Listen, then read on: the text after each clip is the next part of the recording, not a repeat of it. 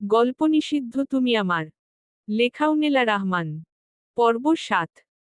রাফা আয়নার সামনে দাঁড়িয়ে নিজের গলার লালচে দাগটিকে স্পর্শ করছিল। আঙুল ছুতেই যেন হালকা ব্যথা লাগল। স্বপ্ন হলে ব্যথা আসে কোথা থেকে? রাফাকে বুক ধুকপুক ধুকপুক করছে। শ্বাস কেমন যেন আটকে যাচ্ছে। ঠিক তখনই রাফাকে ফোন জোরে শব্দ করে ফোন বেজে উঠল। রাফা চমকে উঠল। মোবাইলের দিকে তাকিয়ে দেখল অজানা নাম্বার। রাফা এক মুহূর্ত দ্বিধা করল। ধরবে কি ধরবে না। এমনি কয়েকদিন ধরে কি সব ঘটে যাচ্ছে রাফার সাথে। দ্বিধা ও সংশয় নিয়ে দাঁড়িয়ে রইল রাফা। থেকে থেকে মনে হচ্ছে হয়তো স্বপ্নের সেই লোকটি হবে। যেন ফোনের ওপাশ থেকে সে আগেই জানে কে থাকবে। রাফা কাপা কাপা হাতে ধীরে ধীরে রিসিভ করল ফোন। হ্যালো বলার আগেই শুনতে পেল অদ্ভুত মোহনীয় কণ্ঠ। কেউ একজন ধীরে ঠান্ডা গলায় বলল, রাফা।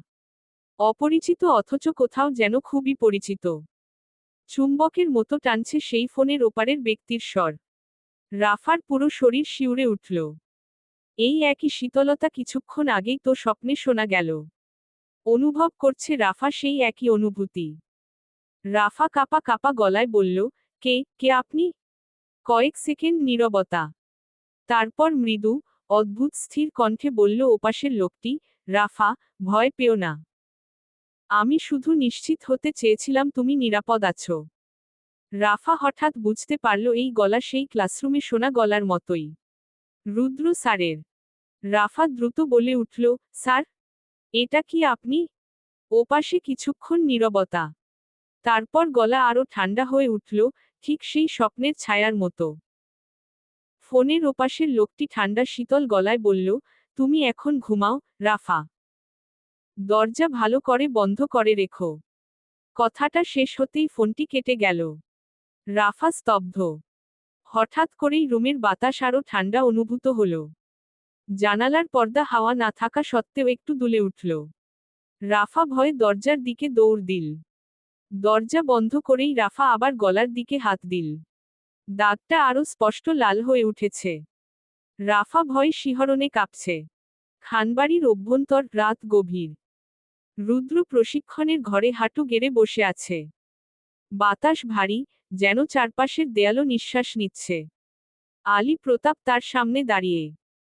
আলী প্রতাপ রুদ্রর দিকে তাকিয়ে বলল, তোমার নিয়ন্ত্রণ হারালে ছায়া মানুষের শরীরে ছাপ ফেলে। রুদ্র মাথা নিচু করল। তার মুঠি শক্ত। চোখ দুটো লালচে, যেন ভিতরের অন্ধকার উঠতে চাইছে। রুদ্র প্রতাপ ধীরে ধীরে ফিসফিস করে বলল, আমি রাফাকে আঘাত করতে চাইনি।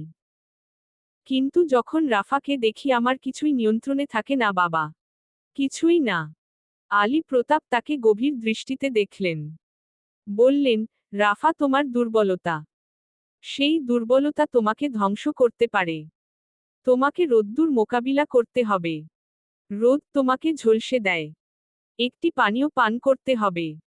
অনেক কষ্ট হবে। সহ্যের বাইরে মনে হবে। কিন্তু লেকালয়ে যেতে হলে প্রথমে তোমাকে রোদের সাথে মোকাবেলা করতে হবে। রুদ্র মাথা তুলল। তার চোখে এখন ভয় নেই। শুধু উন্মাদ প্রতিজ্ঞা। আমি রাফাকে ছায়া হব। মানুষে ভরা পৃথিবীতেও আমি তাকে রক্ষা করব। ভালোবাসবে। চিরদিন ও আমার হয়ে থাকবে। চাইলে অন্ধকারে, অথবা আলোতে, যেভাবেই হোক। রুদ্র বলল, আমি পারব। যত কষ্ট হোক আমাকে পারতে হবে। আলী প্রতাপ দীর্ঘশ্বাস ফেললেন। বললেন, কিন্তু রাফা তোমার সত্যিটা জানে না। যদি জানে তুমি মানুষ নও তোমাকে আরো ভয় পাবে। তোমার থেকে দূরে সরে যাবে।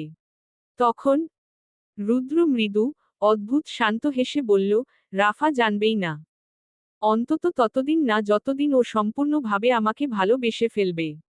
আমার সত্য শুধু আমার ছায়ায় থাকবে। রাফার রুমে সেই মুহূর্তে যখন রুদ্র প্রতাপ প্রশিক্ষণ নিচ্ছে মানুষের কাছাকাছি থাকার। রাফা ব্যালকনির দরজার কাছে দাঁড়িয়ে। কেন জানি মনে হচ্ছে যেন কেউ বাইরে আছে। চাঁদের আলোয় ব্যালকনির ওপর একটা অস্পষ্ট ছায়া পড়ছে। মানুষের ছায়া অথচ সেখানে কেউ নেই। রাফা পা বাড়াতেই ছাটা নরম গলায় বলল, একা থাকো না। আমি আছি। রাফা চমকে পেছনে তাকালো। দেখল কোথাও কেউ নেই। কিন্তু ঘরটা যেন আরো অন্ধকার হয়ে উঠছে। বাতাস ঠান্ডা। রাফাকে গলার লালচে দাগটা জ্বালা করছে হালকা। রাফা ভয়ে ভয়ে ফিসফিস করে বলল, আপনি কে? স্বপ্নে আসেন, ছায়ায় থাকেন, আপনি কি সত্যিই রুদ্র? একটা ঠান্ডা নিঃশ্বাস তার কানের কাছে ভেসে উঠল, আমি তোমার জন্য যা তা ভাষায় বলা যায় না, রাফা। রাফার চোখ ভিজে উঠল ভয় আর অদ্ভুত এক আকর্ষণে। ছায়াটা যেন আরো কাছে এলো। আরো গভীরভাবে ঘোর লাগা কণ্ঠে বলল, তুমি শুধু আমার রাফা। রাফা চোখ বন্ধ করতেই বাতাস থেমে গেল। সব শব্দ নিঃশব্দ হয়ে গেল। কিন্তু রাফা অনুভব করল রাফার গলার ঠিক সেই জায়গায় আবারও হালকা বরফ শীতল একটা স্পর্শ। এবার আর স্বপ্ন নয়। রাফা বুঝে গেল, ছায়াটা বাস্তবে আছে। আর সে রাফাকে ছাড়বে না। ছায়াটি রাফার গলায় ঠান্ডা শীতল স্পর্শ দিল। ঠোঁট দিয়ে চুষে নিচ্ছে শরীরের প্রত্যেকটি রক্তবিন্দু। রাফা ছটফট করছে। ধীরে ধীরে অদৃশ্য ছায়ার শীতল হাত স্পর্শ করল রাফার ঠোঁট। বাতাস নড়ছিল না। তবু খানবাড়ির পুরনো প্রশিক্ষণ ঘরে কেমন অদ্ভুত দুলুনি। রুদ্র কাটা কাঠের মতো স্থির হয়ে বসে আছে। দুচোখে ছায়ার দপদপে আগুন। আলী প্রতাপ মাটিতে রাখা কালচে লাল তরলের পাত্রটির দিকে তাকালেন। এটাই সেই পানীয়। সূর্যসহিষ্ণু পানীয়। সূর্যকে সহ্য করতে পারে না রুদ্র প্রতাপ। সূর্য সহিষ্ণু হওয়ার জন্য তৈরি অতিপ্রাচীন অমৃত কঠিনতম পরীক্ষা। এটা পান করলেই রুদ্র মানুষের কাছে থাকা, দিনের আলোয় দাঁড়ানো, সমাজে মিশে থাকা শিখবে। কিন্তু এর ব্যথা যন্ত্রণা যেন ত্বক ভেদ করে আলো ঢুকে হাড় পর্যন্ত পুড়িয়ে দেয়। রুদ্র পাত্রটির দিকে হাত বাড়াতেই বাতাস ফেটে শব্দ হলো। কেউ এসেছে। আলী প্রতাপ চোখ তুলে তাকাতেই তার মুখ কঠিন হয়ে গেল। রুমের এক কোণে ছায়া যেন নিজে থেকেই গাঢ় হলো। তারপর ধীরে ধীরে সেই ছায়া থেকে বেরিয়ে এলো এক মানুষ। না, মানুষ নয়। এক ভয়ঙ্কর অস্তিত্ব। কালো কোট, তীক্ষ্ণ ধূসর চোখ, ঠোঁটে প্রায় অমানবিক হাসি। সমস্ত ঘর যেন তার উপস্থিতিতে কেঁপে উঠল। ড্যানিয়েল। রুদ্র প্রতাপের আজন্ম শত্রু। সেই মুঘল আমল থেকে যে ছায়াশিকারী রুদ্র প্রতাপকে অনুসরণ করে আসছে। যে প্রতিবার রুদ্রের পথের সামনে দাঁড়িয়েছে কারণ রুদ্র যাকে চায়, যাকে ছুতে চায়, ড্যানিয়েল তাকেই নিজের বলে দাবি করে। এ যেন এক অঘোষিত প্রতিযোগিতা। আর তখন থেকে আজ পর্যন্ত তাদের সংঘাতের কেন্দ্রবিন্দু একটাই, রাফা। ভিন্ন নামে ভিন্ন রূপে। সে যুগে রাফা ছিল রায়না নামে। রুদ্রর অর্ধেক আত্মা, ড্যানিয়েলের অবসেশনের আগুন। দুই ছায়ার মধ্যে রাফা প্রেমিকা হয়ে দাঁড়িয়েছিল মৃত্যুর মতো কঠিন লড়াইয়ের মাঝখানে। আজ, শতাব্দী পেরিয়ে রায়নার শরীরে নতুন নাম, নতুন জন্ম, নতুন স্মৃতি, নতুন চেহারা। কিন্তু অস্তিত্ব একই। কারণ তার আত্মা অপরিবর্তিত। আর সেই আত্মাকেই আবার চাই ড্যানিয়েল। কারণ রুদ্র প্রতাপের অর্ধেক অস্তিত্ব রাফার মধ্যে বিলীন। ড্যানিয়েলের ঠান্ডা হেসে বলল, তুমি দেরি করে ফেলেছ রুদ্র। মানুষ হতে শিখছ এখন? আমি তো বহু আগেই শিখে নিয়েছি। এখন আমি তাদের মতো নিঃশ্বাস নেই, কথা বলি, তাদের ভিড়ে অদৃশ্য হয়ে যাই। ড্যানিয়েলের চোখে অদ্ভুত ঝিলিক। হেসে হেসে বলল, রাফা সেই মেয়েটি, ওর গলায় তোমার চিহ্ন দেখেছি। ড্যানিয়েল আবার হেসে উঠল। বরফের মতো ঠান্ডা এক হাসি। হাসতে হাসতে বলল, দারুণ হয়েছে। ও যে আবার পুনর্জন্মের মতো আমার পথেও আসবে, এটা মনে রাখনি? রুদ্র দাঁতে দাঁত চেপে উঠল। তার চারপাশের ছায়া রাগে টালমাটাল হয়ে উঠল। চোখ দুটো লালচে বর্ণ ধারণ করছে, যেন মুহূর্তেই চোখ দুটো কটর থেকে বেরিয়ে আসতে চাইছে। রুদ্র ধীরে কিন্তু স্পষ্ট ভাষায় জানিয়ে দিল ড্যানিয়েলকে, ওকে ছুবে না, ড্যানিয়েল। ড্যানিয়েল ধীর পায়ে রুদ্রের দিকে এগিয়ে এল। রুদ্রর কানের কাছে এসে ফিসফিস করে বলল, ও আমার ছিল, এক যুগ ধরে। তুমি তো জানো, রুদ্র, তুমি যাকে ভালোবাসো, তাকে আমি চাই। চিরকাল। রুদ্ধশ্বাসে আলী প্রতাপ বললেন। ড্যানিয়েল, ফিরে যাও। আজ নয়। কিন্তু ড্যানিয়েল শুধু হালকা হাসল। ঠান্ডা চোখে তাকালো আলী প্রতাপের দিকে। বলল, আজই তো সময়। আলী প্রতাপ ক্রূর চোখে তাকিয়ে রইল ড্যানিয়েলের দিকে। ড্যানিয়েল দৃষ্টি ঘুরিয়ে রুদ্রর দিকে তাকিয়ে আবারও বলে উঠল, রুদ্র, তুমি যদি আজ পানীয়টা না পান করো, তাহলে মানুষের জগতে তোমার গন্ধ টের পেয়ে তারা তোমাকে ছিঁড়ে ফেলবে। রাফা ভয়ে পালাবে। ও তোমার অস্তিত্ব ঘৃণা করবে। আর আমি দিব্যি মানুষের ছায়ায় দাঁড়িয়ে হাসিমুখে রাফার কাছে পৌঁছে যাব। রুদ্রের গলার পেশি শক্ত হয়ে উঠল। রাফার নাম আসতেই তার ভেতরের অন্ধকার ক্ষুধার মতো জেগে উঠল। যেন রাফার ভয়, কাঁপুনি, শ্বাস, সব সে অনুভব করছে দূর থেকেও। হঠাৎ তার মনে ঝাঁকুনি দিয়ে উঠল। রাফার দিকে সত্যিই বিপদ এগিয়ে আসছে। কেউ তার ছায়ায় নজর রাখছে। এদিকে রাফা একা আতঙ্কে গলায় হাত দিয়ে দাঁড়ানো, যেন কেউ কেউ তাকে দেখছে। রুদ্র ব্যথায় চোখ বন্ধ করল।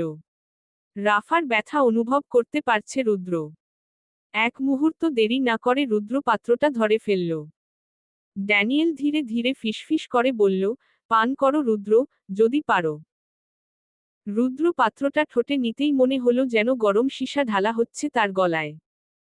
তার ছায়া শরীর হঠাৎ আগুনে ফেটে যাচ্ছে। রুদ্র দুহাতে মাথা চেপে ধরল, অন্ধকার বিধে যাচ্ছে, আলো গিলে খাচ্ছে তার গায়ের প্রতিটি সূত্র। রুদ্র চিৎকার করে উঠল। পুরো অন্ধকার অন্দরমহলে রুদ্রের চিৎকারে আলোড়িত হয়ে উঠল। মানুষ হওয়ার প্রস্তুতি, এই যন্ত্রণা অমানবিক। রোদ সহ্য করার শক্তি শরীরে ঢুকতে গিয়ে রুদ্রের অস্থিমজ্জা ভেঙে যাচ্ছে। রুদ্র গর্জে উঠল। মেঝে ফেটে গেল। চারদিকে ছায়া ছড়িয়ে পড়ল। আলী প্রতাপ ভয় আর ব্যথা মিলিয়ে দেখলেন রুদ্রকে। এ যে অমানবিক যন্ত্রণা! শুধু রাফার জন্য রুদ্র স্বীকার করে নিল এই যন্ত্রণা। আলী প্রতাপ বললেন, সহ্য করো রুদ্র। রোদকে নিজের মধ্যে ধারণ না করলে তুমি রাফার কাছে থাকতে পারবে না। রুদ্র চিৎকার করে উঠল। শিরা উপশিরা টেনে টেনে ছিঁড়ে যাচ্ছে যেন। তার দৃষ্টি ঝাপসা হয়ে গেল, যন্ত্রণা হচ্ছে অনেক। চিৎকার করছে রুদ্র। যেন শরীর গলে গলে পড়ছে রুদ্রের। তারপর আবার দৃষ্টি পরিষ্কার। আর রুদ্র দেখল ড্যানিয়েল দাঁড়িয়ে আছে, চোখে এক দানবীয় শান্তি। ড্যানিয়েল হাস্য মুখে বলল, তুমি ব্যথায় কাঁপছ, রুদ্র। আর আমি এই সময়ই রাফার কাছে যাব। ড্যানিয়েল ঘুরে যাওয়ার আগে রুদ্র গর্জে উঠল। চিৎকার করে বলল, রাফার কাছে এক পা এগোতে পারবে না। ড্যানিয়েল থামল। শীতল কণ্ঠে ধীরে ধীরে বলল, ওর গলায় তোমার চিহ্ন আছে রুদ্র, কিন্তু ওর আত্মায় ছাপ পড়েনি এখনো। ওই ছাপ আমি দিব। সময় আমার হাতে। তারপর বাতাসের মতো মিলিয়ে গেল ড্যানিয়েল। রাফা তখন নিজের বিছানায় দাঁড়িয়ে গলার লাল দাগ ছুঁয়ে ভাবছে, আমাকে কেউ দেখছে, কেউ খুব কাছে দেখে দেখছে। ব্যালকনির পর্দা নিজে থেকেই নড়ল। এক ঠান্ডা নিঃশ্বাস তার ঘাড়ের পেছনে লেগে গেল। একটি অচেনা ছায়া, আগের মতো নয়। যার স্পর্শ রুদ্রের মতো বরফ শীতল নয়, বরং অদ্ভুত উষ্ণ, তবু ভয়ঙ্কর। ভীষণ ভয়ঙ্কর। কান ঘেঁষে একটি ফিসফিস করা আওয়াজ ভেসে এলো, রাফা, এতদিন পর তোমাকে খুঁজে পেলাম। রাফা কণ্ঠটি শুনে চমকে উঠল। এই কণ্ঠটি আগের মতো নয়, অদ্ভুত ভয়ঙ্কর একটি কণ্ঠ। আগের কণ্ঠটির মতো রাফাকে চুম্বকের মতো টানছে না, বরং ভয় পাইয়ে দিচ্ছে। অন্যদিকে রুদ্র ছটফট করছে মাটিতে পড়ে। তার শরীর পূর্ণাঙ্গ ছায়া আর পূর্ণাঙ্গ আলো, এই দুইয়ের মধ্যে বিদীর্ণ। চোখ লাল হয়ে উঠছে, কিন্তু রুদ্র উঠার চেষ্টা করছে। কারণ সে জানে ড্যানিয়েল রাফার কাছে গেছে। রাফা এখন বিপদে। যত কষ্টই লাগুক, যত যন্ত্রণা হোক, রাফাকে রক্ষা করতে তাকে আজ এ যন্ত্রণা পেরোতেই হবে। রুদ্র রক্তমাখা ঠোঁট দিয়ে ফিসফিস করল, আমি আসছি রাফা। তোমাকে কেউ ছুঁতে পারবে না। কেউ না। চলবে। গল্পটা কেমন লাগলো জানাবেন ও সাবস্ক্রাইব করতে ভুলবেন না প্লিজ।